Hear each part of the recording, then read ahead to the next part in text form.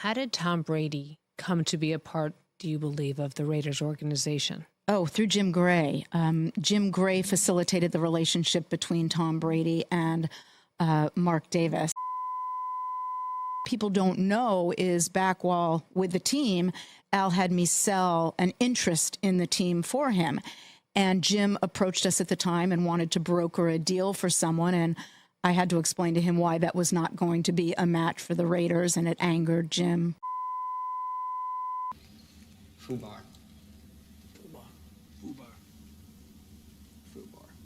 All right, I'm coming in hot, and the $1 million question is, who's running the Raiders? Mike Jones. Who?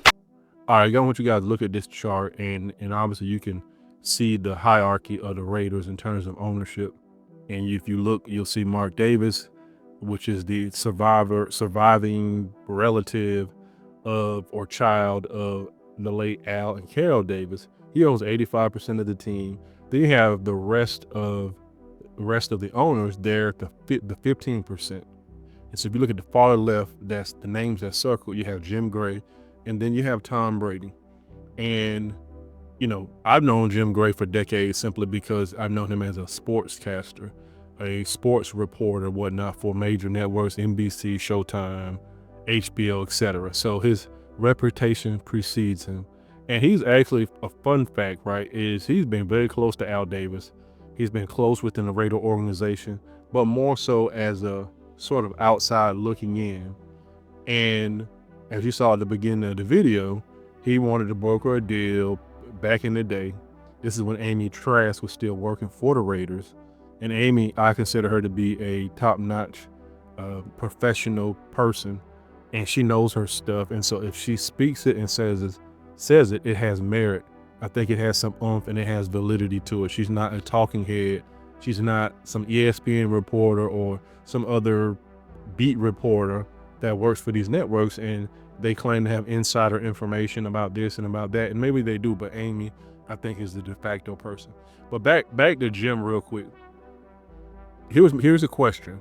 Is Jim Gray, or do you trust what Jim Gray says about the Raiders?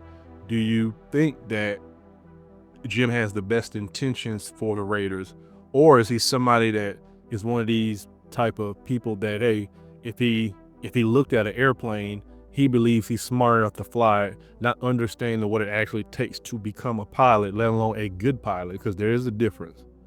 And let's talk about Brady for a second.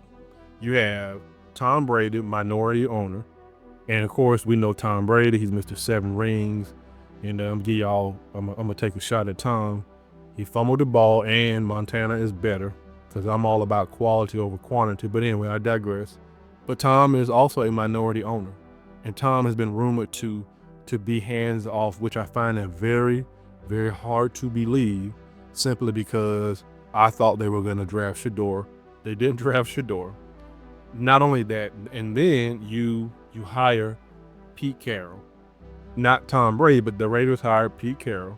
They grabbed Geno Smith. They paid Geno Smith, or they paid him handsomely. I think Geno's not coming back. Obviously, we know Black Monday happened this past Monday or earlier this week. Pete Carroll's out the door, and Tom Brady facilitated getting Chip Kelly. And Chip Kelly is, again, one of those, he's antiquated in my opinion because he wants to run a spread offense in the NFL, and it just didn't work. Number one, it's a college style type of offense. Not only that, you have to have the pieces in place.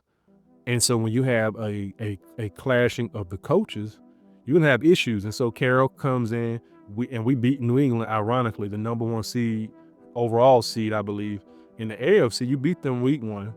And then after that, the Raiders just started to plummet. And then I started having that feeling about 2006. If you guys remember, Aaron Brooks was the quarterback. The Raiders went 2-14, secured an number 1 overall pick. Jamarcus Russell was selected, and then everybody knows that it was a moment or a period of infamy because the stories got more and more bizarre out of Oakland at the time, because the Raiders were located in Oakland. So yeah, Jim Gray,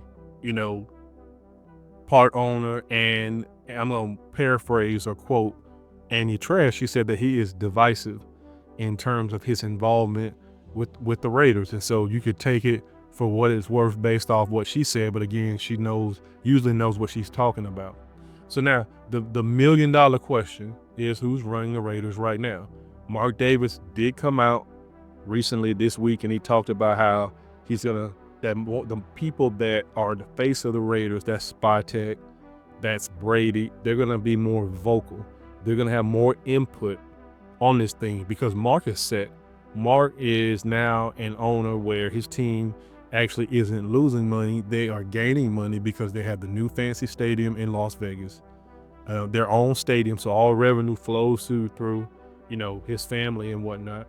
And he's set. And so I don't even think that Mark, he cares about winning, but not that much. He is actually, making so much money at this point where his financial security is even more solidified because he owns a team that has a very high value. So I want you to think about this just for a second. The Raiders have yet to have any type of stability. Now, I will say that when you had in Gruden's first stint, you had Bruce Allen. Yes, that Bruce Allen. You had Amy Trask. You even had Michael Lombardi. The Raiders actually were a very sound, a very astute, a very savvy type of franchise. And that mattered, right? Because they went on an unprecedented run of in the early part of the 2000s. They won back to back to back. They won 3 AFC West crowns. People forget that. People trash the Raiders and they forget that, but the Raiders were a force to be reckoned with. They were a perennial Super Bowl contender, and something that just didn't shake out. But they had front office stability, and that's one of the main reasons now that it's the polar opposite. The Raiders don't have that front office stability, and yet it's early on. You have another regime, right? You've gone from, Gruden's second stint was, I think, a disaster. You should have kept Bisaccia, but you didn't. You ran out and you got Josh McDaniels, and then you ran out and I really run out.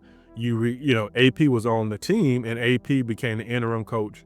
The Raiders rallied around him, and they beat Kansas City on Christmas in Kansas City, and the Raiders never win in Kansas City. They never win in Kansas City. I have been a Raider fan since 1985. They dominated the Chiefs, but then something happened in the 90s. They just could not win at Kansas City to save their lives. But you have AP, and then AP becomes the full-time coach, and guess what? He has a bad roster. It was a terrible roster, or a below average roster. That's maybe a better description. And I believe he was scapegoated. So now you bring in Pete Carroll. Pete Carroll is a collegiate national champion. He's Super Bowl champion coach. Everybody knows Pete Carroll, right? We also know Pete Carroll because he should have gave the ball to Marshawn. But nonetheless, you have this guy that has a high pedigree. You bring in Geno, and that was Geno with the Jets. That was not the Seahawks version of Geno, because I thought that was going to be a Seahawks version of Geno. That's what I thought. And I thought the Raiders would at least be respectable. They'd be at least maybe middle of the pack. But they were just so bad to where now they possess the #1 overall pick. And you gotta sit back and think about it for a second. And I'm gonna tell you who I want to be the Raiders' next head coach. I want it to be Brian Flores. And I know he has a lawsuit with the NFL, but on paper this makes sense. You have a defensive-minded coach. I don't even know if you keep Patrick Graham. You could, but I've never been impressed with Patrick Graham because I just don't see it. I think it's one of those things where you just got to let him go, and I think he'll be a good coordinator elsewhere. But you bring in Brian, and then not only that, you can bring in Brian Daboll, who's the former New York Giant head coach. He can be the offensive coordinator. And then not only that, the head coach should have some input on who they want to draft, and I think that it comes down to who performs the best at these workouts, at the combine, and I think Mendoza will more than likely be the pick, but you got to think about more as well. And you need to have your coaching staff in place.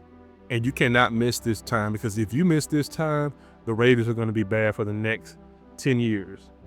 Because after Super Bowl 37, the Raiders have had only 2 playoff appearances, 2016 and 2021, and both ended in losses. And that is a heck of a drought. That is a heck of a drought. And you gotta be able to, the Raiders can't miss.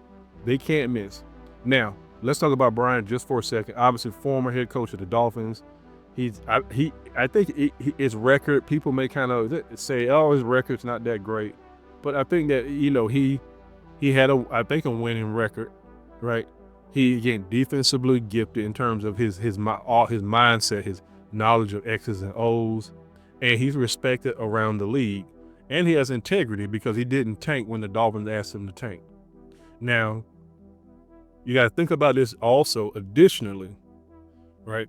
That you got to think about Max Crosby, because Max matters. And so I think he should have some input on the head coach, but ultimately players don't necessarily dictate their head coach. Or maybe they do, because again, they vouch for Antonio Pierce, and that appears to have happened. But here it is. I want you to think about it. And as I close this video out, what do you think the Raiders are going to do? Do you think they're going to have a good season, show some improvement? Do you think they're going to squander the #1 overall pick? Do you think they should trade it? Do you think that Brian Flores would be a good fit for the Raiders? What do you think? So sound off. Let's engage in the comments. And don't forget to like, share, and subscribe. And I'll see y'all on the next video. I'm out.